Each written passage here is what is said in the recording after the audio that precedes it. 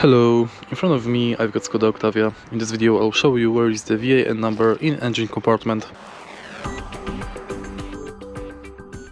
Firstly, let's take a look at the left side of engine compartment, and the VIN number is located right here.